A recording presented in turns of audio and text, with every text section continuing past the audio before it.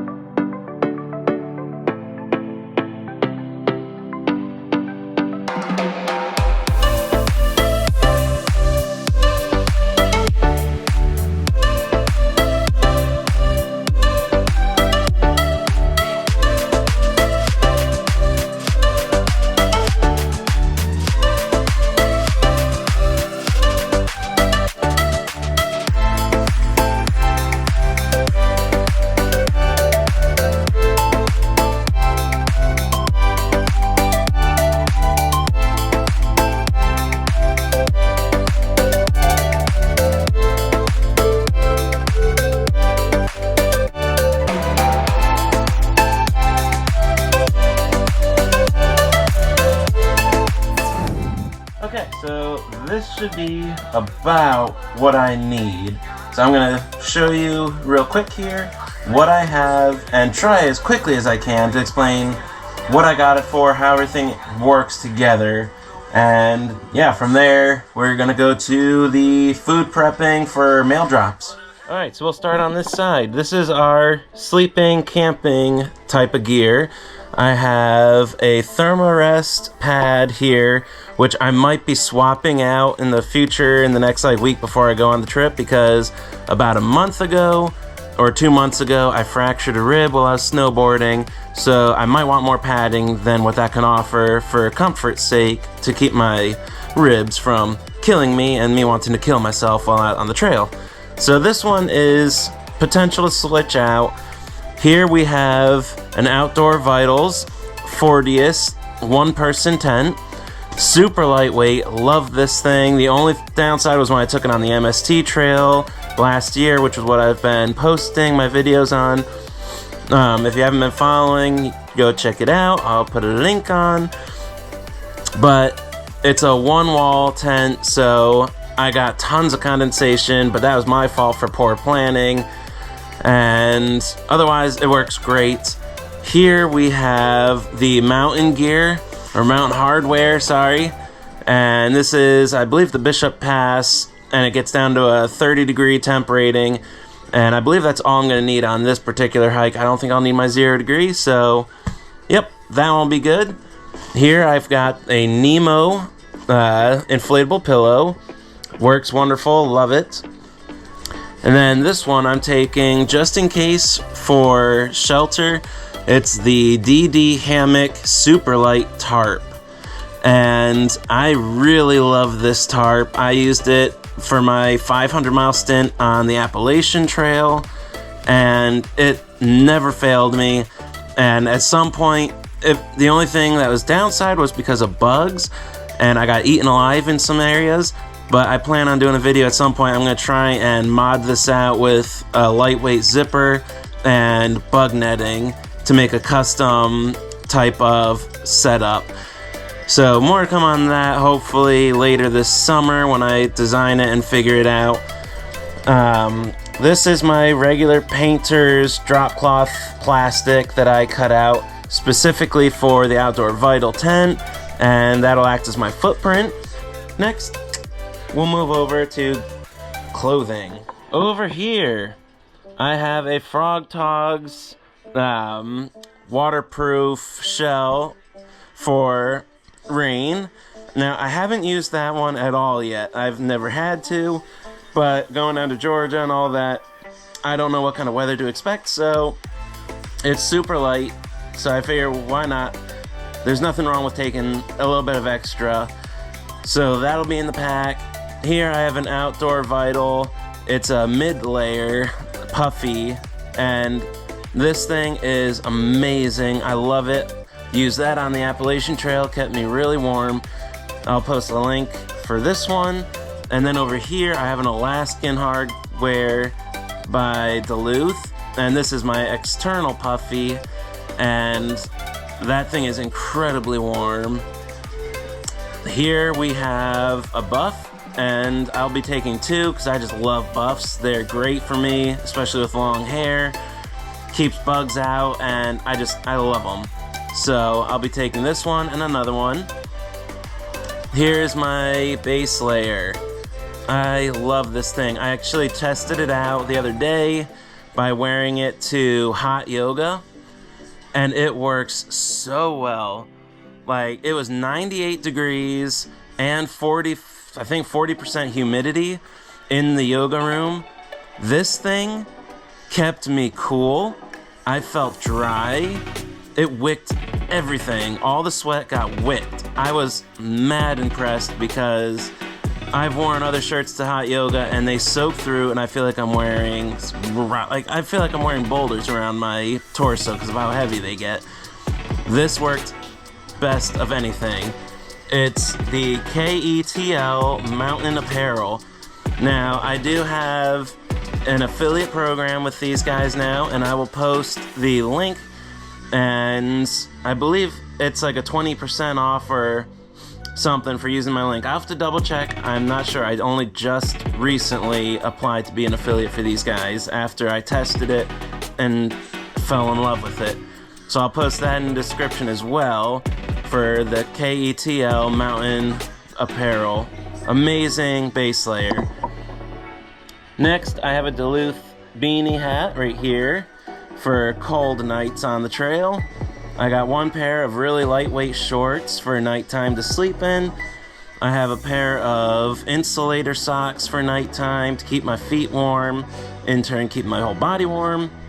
And then I have two pairs of heavy duty wool wicking hiking socks, which I will alternate on hiking days to keep dry. And then, while one's drying in the pack or on the outside of the pack, I'll be wearing the other one. So that should cover me on socks. Over here, I got the Koala Tree Hiker Trailblazer pants. Really lightweight and amazing on scratch resistance. I have had a pair for probably 5+ years now. Not this one, they're gray, but I've worn them backpacking, I've worn them to construction, landscaping, I've snagged them on everything. And only just recently did I finally break through and get a tear in them, and it's a tiny, tiny little tear. So they are amazing. They've lasted, if they can last 5 years with no tears, doing that kind of work and hiking, then they got my thumb of approval any day. Next, I got Zero shoes. I bought a brand new pair. These are their newer, I believe just Fusion. Yep, so these are their Excursion Fusions. And I loved the last pair of Excursions that I had. They were the basic. So I'm really excited to break these bad boys in. As you can see, brand spanking new.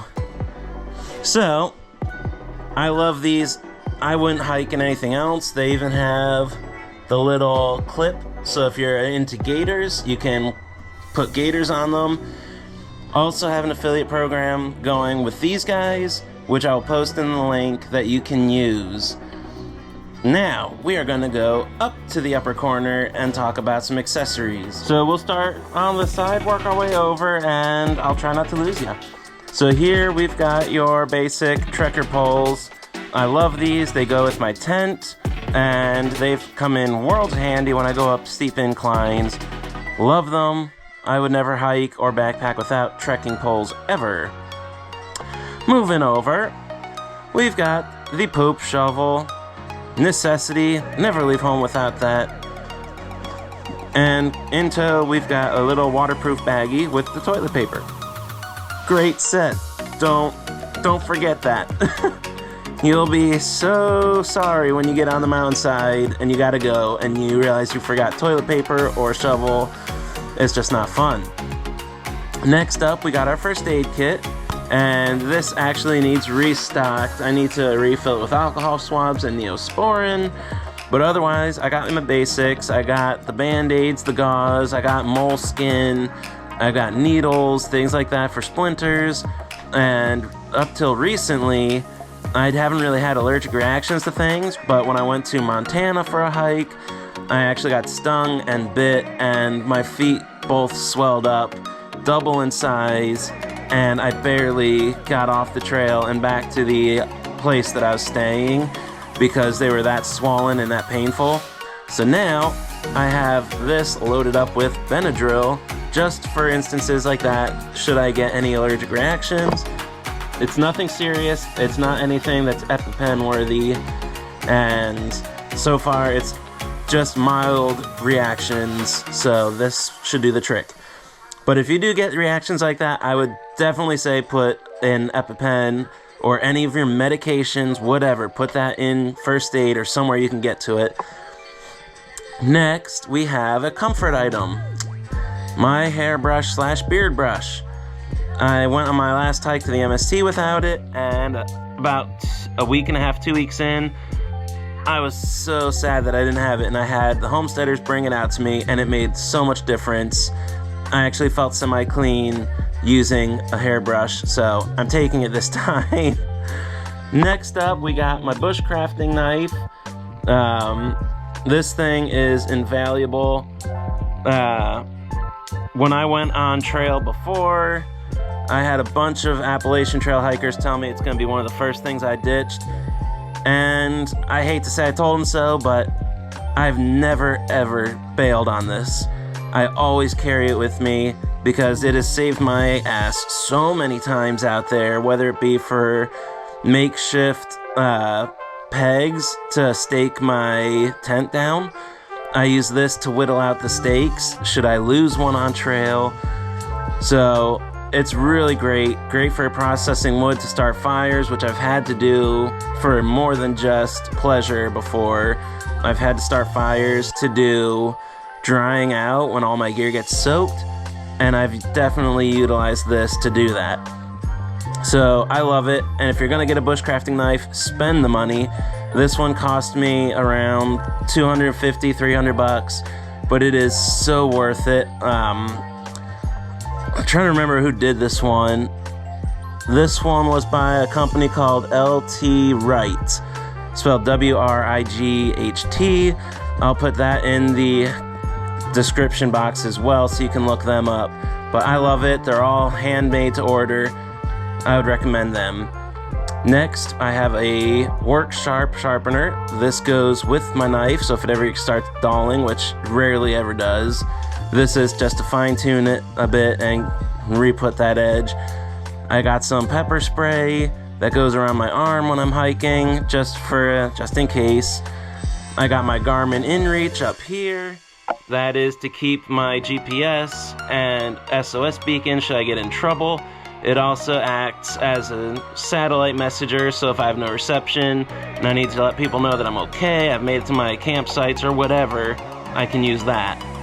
This is a must if you're gonna backpack. Always have an InReach of some kind to be able to message people to get you help if you need it. Over here we got our sewing kit. This is like our repair kit.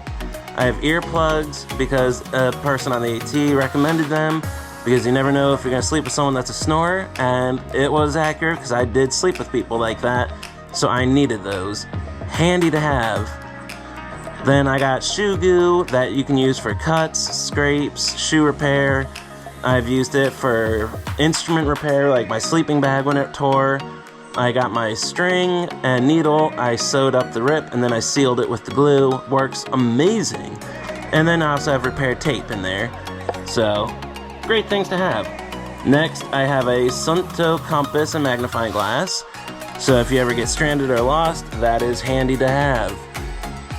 Next, I have washer wipes, sheets, I guess you call them. So if I get somewhere where I can do laundry, I don't have to pay for wipes, or I keep saying wipes, but if I get somewhere where I can do laundry, I have washer sheets available.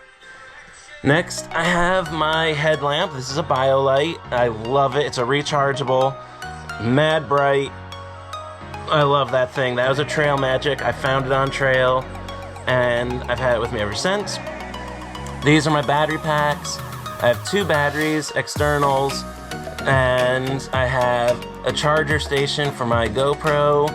I've got 1 outlet charger, and that is what I charge everything. So I'll plug one of these batteries into the charger, and then everything else will plug into that charger. So I'll charge everything through the charger, which is getting charged through the wall outlet. Works great. That way, if you have tons of stuff, you only need 1, maybe 2 outlets. All right, that covers those. Let's move that way to get to the other stuff. Let's start with this. This is my money case. I have a bunch of quarters in there. So washer and dryers on Trail usually take quarters. So I'll carry this. I'll have my cash, business cards, all the things that I need that I don't want wet, that's financial in that aspect, they'll go in here. Watertight, it's great. Next, I got carabiners. These are 2 higher-end carabiners, Black Diamond and 12KN. This is by Favofit. Amazing, I love them. You can use them for anything. Clipping things onto your backpack, bear hangs. Like, the uses are endless. And then these are the paracords and rope that go with it. I have 3 of them. These 2 are 50 foot in length, because that's what you're generally going to want for bear hangs or anything really.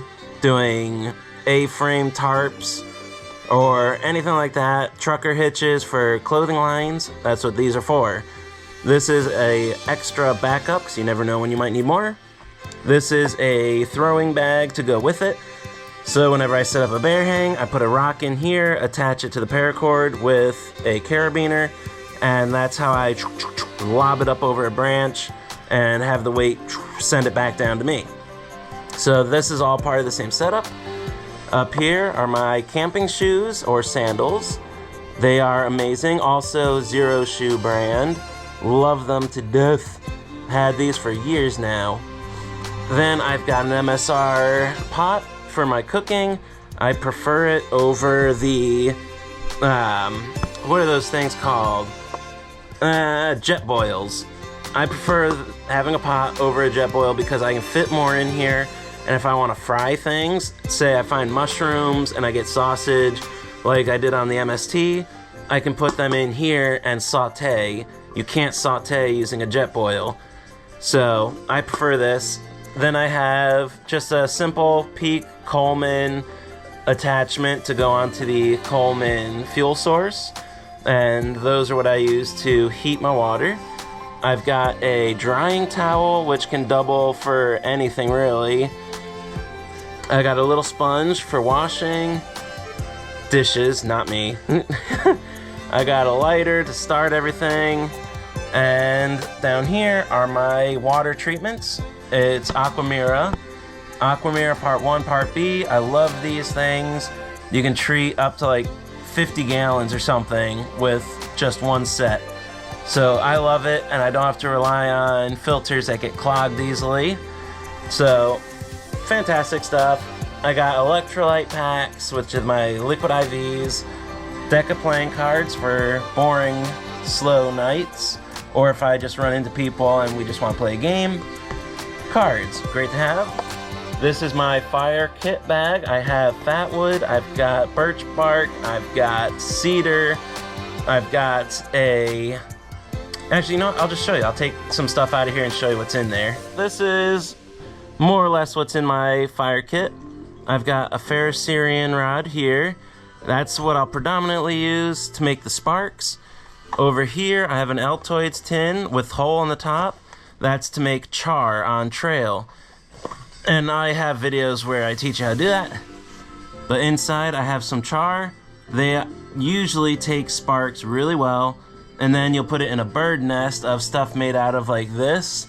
And I have fine shavings in here. I got fat wood so I can process this down with my knife.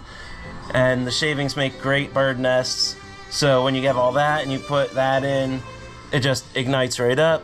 And most of the time, if you do shavings with fat wood, you don't even need the char. Fat wood shavings will usually take sparks from a ferro rod really easy. Then on off chances I get stuck in rain, I have fire starter packs and a source like that. Because a lot of times, if you're in a situation where you need fire like ASAP and you don't have the time to do a bird nest, or you don't have the weather that's proper to do it, then there's nothing wrong with using that method. It's just that this is renewable. You can source that in the wild, you can find more fat wood, you can make more char, but this is not renewable. Once you're out, you're out.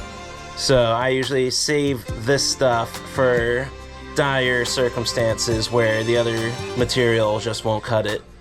And then up here, finishing it off, we got my food pack, and that has my freeze-dried meals and snacks and things like that. Alright, so everyone can see how this works. You have two outlets. It's like if you were to go into, say, any old bathroom on the trail looking to recharge your gear, or an RV park, anywhere, it doesn't matter where, as long as they got some kind of outlet there. All you need is one.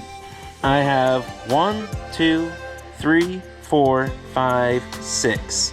6 things that all need charged. And considering how long those external batteries take to charge, you want to do everything as efficiently as possible because you're only there for one night. If you're only there for one night, then that leaves you a very small window with which to charge all of this gear. So this is how I have found to work, and I have yet to find any fault with it yet. Alright, time to waterproof the tent. I got my 40th right there. I got my tarp there. It's going to be set up a little bit later. But a nice sunny ventilated area, and as you can see it's glistening there. You want to completely drench it, apparently. So let's continue on the other side.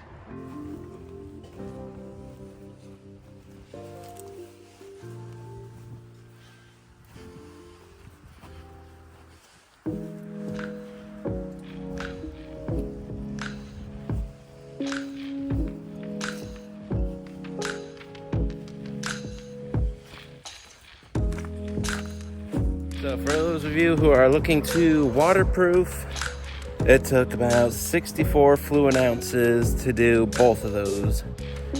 So if you're only using one tent or a tarp that you're looking to waterproof, you'd probably need half of that. So just to give you an idea, so if you're going to find waterproof, weatherproof, whatever, that'll give you a pretty good reference point of how far 164 ounce fluid ounce bottle will stretch. So there you go. That is more or less a very quick breakdown on what I use, my gear, and all of that will go in my backpack along with more food. So yeah, if there's any questions or things that you can think of that you use, then feel free to post in the comments. I'm always down to hear what you guys use. 'Cause it's a learning game, there's so many cool new things coming out, I can't keep track of all of it. So I rely on you guys to help me, not just you relying on me, okay? Alright, now it's on to the food. Alright, so here we are in the kitchen, and in the hustle bustle, I ended up making all of the meal, at least for a good portion of this trip. I forgot to record it. So here we are at the end process. So this is going to be about 12 days worth of food. I already have a whole tray in the freezer and it's freezing, and I'm going to be throwing it into the freeze dryer to make a freeze-dried meal. It's basically just taco rice, and instead of beef I use smoked chicken that we did earlier this year on the homestead with homemade salsa verde and another homemade salsa and caramelized onions and tomatoes and then some refried beans and cheese. So it's hearty, it's filled with proteins, and the cheese is to keep me warm if it's going to be chilly up there. And the beauty of it is that if it's really cold, this will keep me warm because meats and cheeses are good foods to have in your stomach to make sure that it keeps generating heat so that you don't freeze to death on a mountain. Now, here are the trays I'm putting them on, and usually about 2 scoops would be a serving for me, so that's what I'm measuring it out for.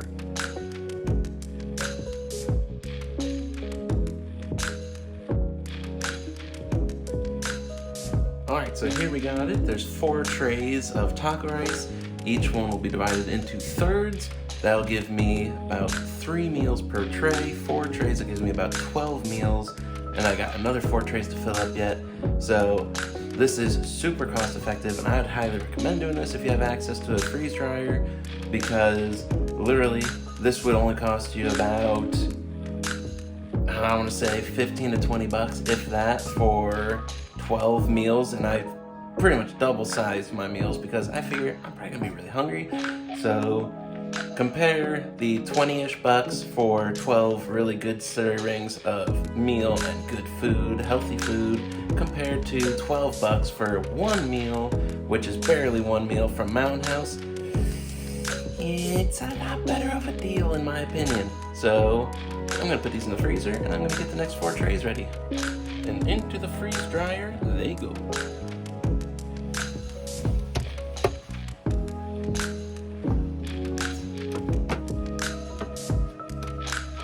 Here's batch number 2 for meals. Alrighty, so our first one was the taco rice, and now this one is a peanut Thai that I made last night. So it's just rice. I got smoked chicken, turkey, broccoli. I believe I got corn, and there are Brussels sprouts. There's a sweet chili sauce that was homemade that we put in here, along with a few other seasonings and roasted cashews. So this is meal prepping number 2. This should make another 6 to 12 meals as well.